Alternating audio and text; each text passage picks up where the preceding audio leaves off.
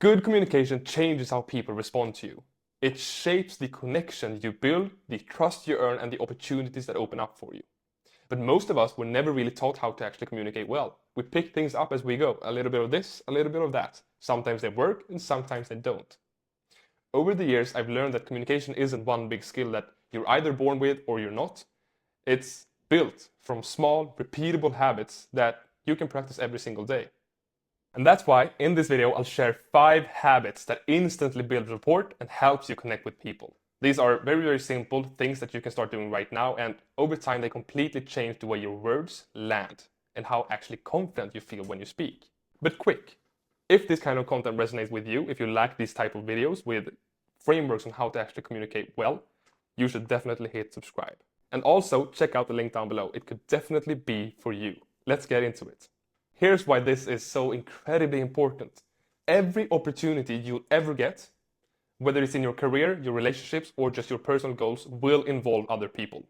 And other people can only respond to what they hear and feel when you speak. If your words are rushed, unclear, or scattered, the best ideas in the world won't get through. People won't ever connect with them. On the other hand, if you can express yourself in a way that's calm, clear, and actually engaging, you stand out immediately. People remember you, they trust you, and they want to keep talking to you, and therefore opportunities open up for you. So you can actually see communication as the bridge between what you know and what others see. And small habits like the ones I'm about to share with you strengthen that bridge every single day. The first one is slowing down your rate of speech. When nerves kick in, it's very, very natural to want to speed up.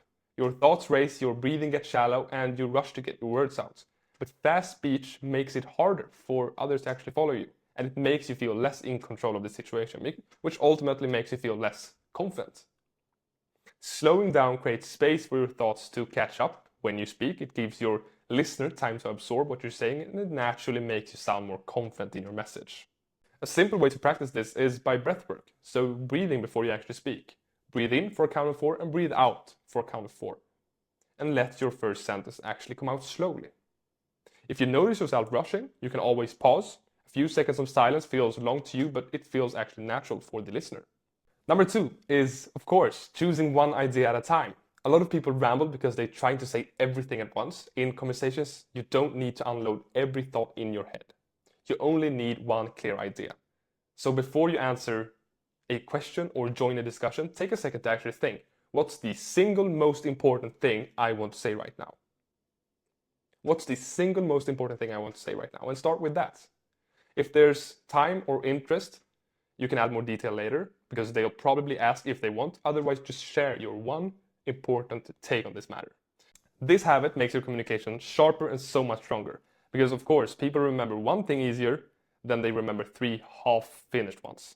And then number 3, practice active listening. This is something that I struggled with a lot. I always sat and thought, what should I say next, instead of just listening to the other person and figure it out with what they were saying. Many conversations goes wrong because we're waiting to respond instead of truly listening. When you focus on your reply, you miss the details that would actually help you connect and give a good question or answer to what that person is saying. Active listening means being fully present when the other person speaks. You look at them, you nod, you pick up on key words, then you respond directly to what they said, not just what you expected them to say. This makes people feel heard, it builds trust faster, and when someone feels understood, they're much more likely to engage deeply with you. And that's how you build connection and open up opportunities. Habit number 4 is preparing key questions and stories. If you still are struggling with active listening, this is a very, very easy and good way for you to prepare for it in advance. So quick conversations. Some people freeze up because they don't really know what to say next. So if you struggle with active listening, you can do this in the build-up towards active listening. So one way to avoid this is to have a few reliable questions or just short stories ready for the conversations. So you can think of 3 questions you can ask literally anyone, like what they enjoy doing in their free time, what they are working on right now, or what they've learned this year. These keeps conversations actually going instead of dying down. The same goes for stories. You can have 2 or 3 personal experiences that you're comfortable sharing. They don't have to be dramatic, and they definitely don't have to be traumatic experiences from your childhood. They just have to be moments that says something about who you are.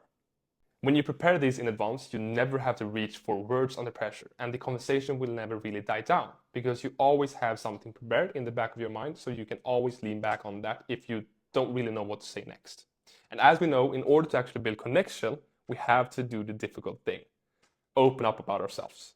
And stories help you do that. It helps you share an experience that you've been through lately or in your childhood. It doesn't have to be traumatic or extremely dramatic. Something that tells us a bit about yourself, who you are and why you are who you are.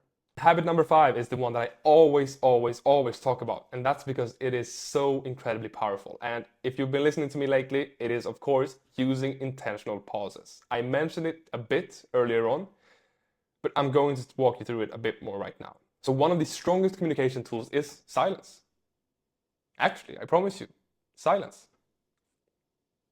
Most people fill every gap with or nervous chatter, but a pause adds weight to your words. It lets your message land. It helps people actually follow you along. So before you answer a question, give yourself a beat and pause. After you make an important point, stop talking for a second. It will absolutely feel strange at first because it's unfamiliar. It's something you're not used to doing. You're used to using filler words instead, but that just dilutes your message. It makes you seem much less sure in your message. So pause instead. It makes people lean in. It signals confidence without you having to force it, and ultimately it makes for a better conversation and better connection. So these 5 habits seem incredibly simple, but they build a foundation most people never really develop, never really work on. So in order to summarize them, so you get a clear key takeaway from what I've been saying, the first one was slowing down. It helps you stay calm and clear in your message. Number 2 was choosing one idea. It makes you so much easier to follow. Number 3 was listening actively. That builds trust. Number 4 was having questions, conversations, stories prepared. It helps you stay present in the moment and actually know what to say next. Number 5 was, of course, pausing, because that adds power to your words. The more you practice these, the more natural they will become. And over time, they don't just change how you speak, they change how people respond to you. But it is important to note that these habits, just like anything else when you want to improve, don't transform you overnight. It won't feel like just flipping a switch, but if you practice them daily, you'll notice a shift quickly. You'll feel calmer when you speak, people will listen more closely, and conversations will stop feeling like something you just have to survive and start actually feeling natural. If you want help building real confidence in your communication, I'd offer a free strategy session. We'll look at what's holding you back and create a plan that actually fits your personality. Go to the link down below, book your call right now. They are limited, so do it right now. And if this kind of content helps, hit subscribe. I share tools like these every single week to help you speak with clarity, confidence, and ease. See you in the next video. Bye-bye.